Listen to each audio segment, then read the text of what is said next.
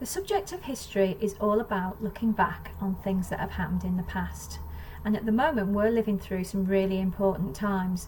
And in the future people will look back on these times as being very, very important, very significant.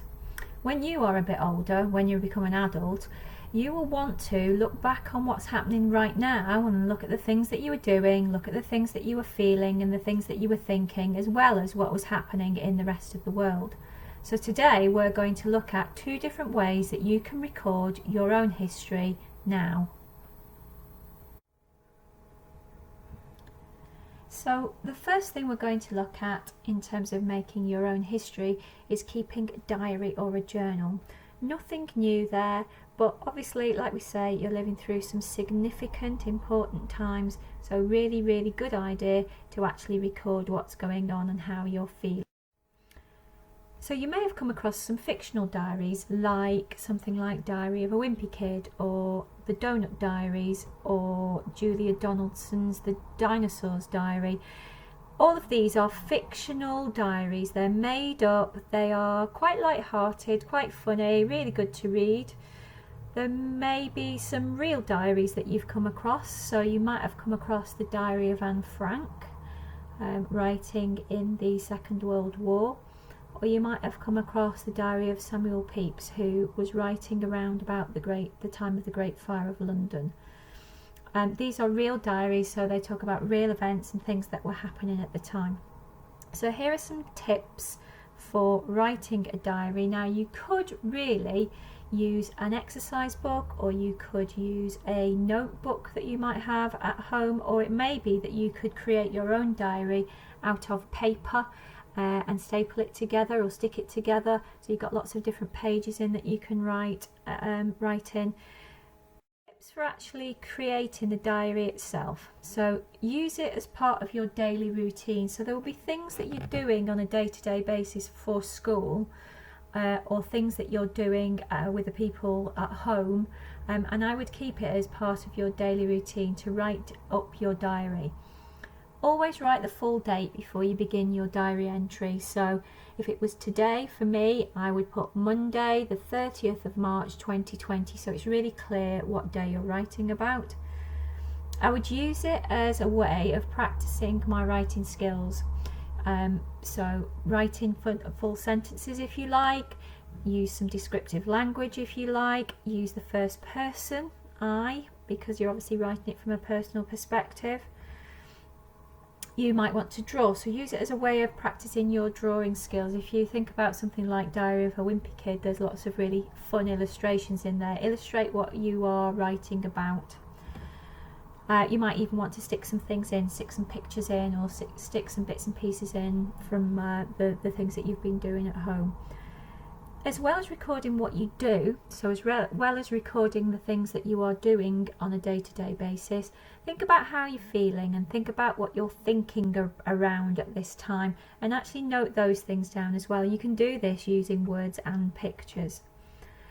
Try to keep it up, because obviously it's a daily thing and you tend to forget sometimes if you leave it, but if you do forget, just go back and write it what we call retrospectively, so looking back. So if you forget to write today, then try and write about today tomorrow when you actually remember. So they're the top tips for writing a diary. So the next thing we're going to look at is looking at making a time capsule.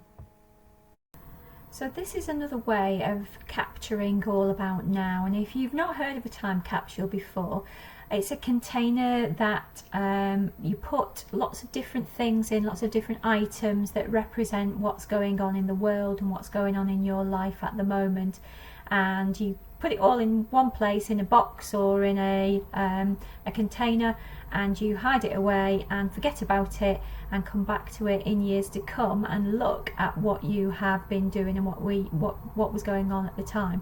So for this you're going to need something like a sandwich box or a plastic box or an old shoe box that you could decorate, and that will be your container that becomes your time capsule.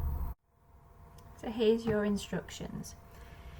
The idea is that you are collecting a whole load of different things that capture exactly what is happening right now in your life. So here are some suggestions of what you could include. Good way of recording this is to write a letter by yourself or with a parent to your future self, and in it try and include various pieces of information like your age, how old you are, something about your family and your friends at the moment, what's going on in your life, what's going on in the world around you.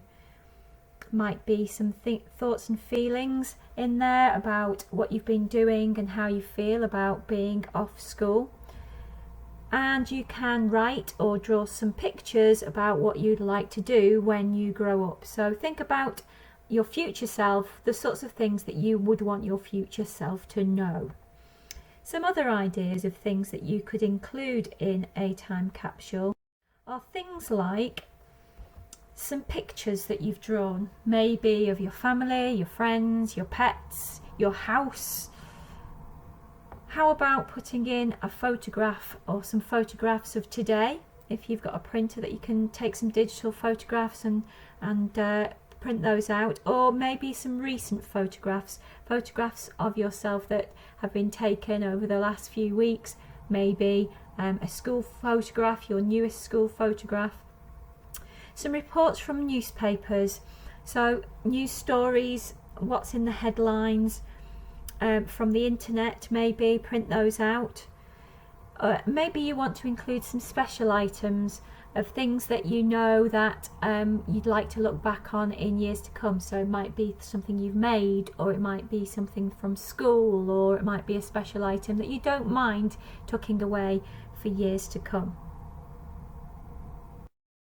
So you've created all the different items that you want to put into your time capsule. You've written a letter to your future self about what's going on and about what you would like to do as a grown-up. You've created some pictures, you've collected some news items, and you have put some special things in it.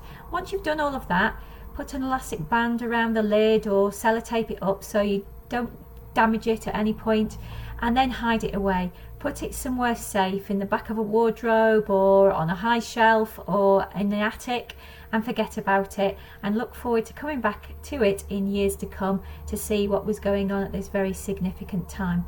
We'd be really interested to see what you've created. We'd be really interested for you to share with us your time capsules or your ideas for creating your own diary. I'm currently starting to design my own, and put them in our gallery, and we will share those with other people.